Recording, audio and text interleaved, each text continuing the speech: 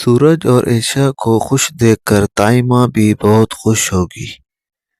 New episode में यही सवाल पूरे परिवार और महल्ले में खासकर सूरज और ईशा के दिलों में जचता है।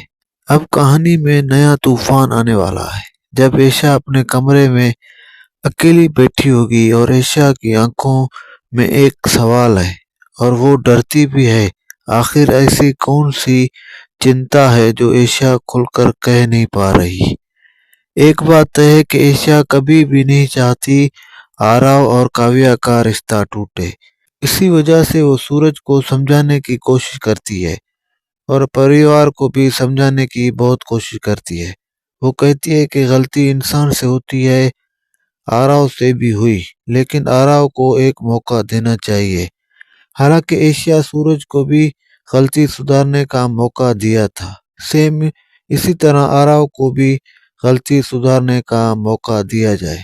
आप सब लोगों ने देखा था कि सूरज ने जब नई नई शादी की थी तो सूरज ईशा के खाने में मिर्चियां डाल देता था ताकि वो परेशान होकर खुद ही छोड़कर चली जाए। लेकिन ईशा इतनी बहादुर थी कि ईशा ने कभी भी हार नहीं मानी और अपना रिश्ता निभाती आ रही है। लेकिन सूरज कभी भी नहीं चाहेगा कि आरव और काव्या आपस में मिलें। सूरज अब आरव और काव्या के बीच में डिवोर्स कराएगा। फिर काव्या ताई को समझाने की कोशिश करती है।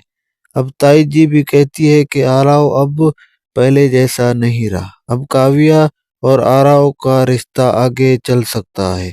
ताई माँ भी सूरज को कायल करने की कोशिश करती है, लेकिन कहानी में असल तूफान तो अब आएगा जब सूरज ईशा को कहेगा कि आरव को फोन करके बुलाओ, लेकिन उसे घर बुलाने का मकसद वो आए और डिवोर्स पेपर के ऊपर दस्तखत करके चला जाए। फिर ईशा हाथ जोड़कर सूरज से विनती करती है कि प्लीज सूरज, आरव और काव्या के रिश्ते को एक मौका दे दो। फिर सूरज का गुस्सा एकदम बढ़ जाता है।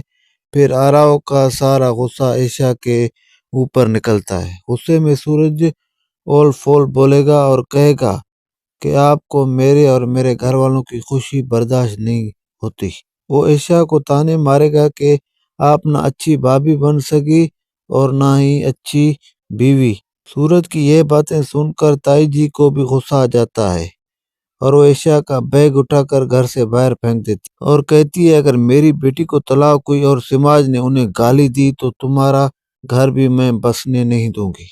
अगर आरव और काव्या का डिवोर्स हुआ तो सूरज और ईशा का भी डिवोर्स होगा। सूरज और ताई जी की गौसेली बातें सुनकर ईशा पूरी तरह से टूटकर बिखर जाती है।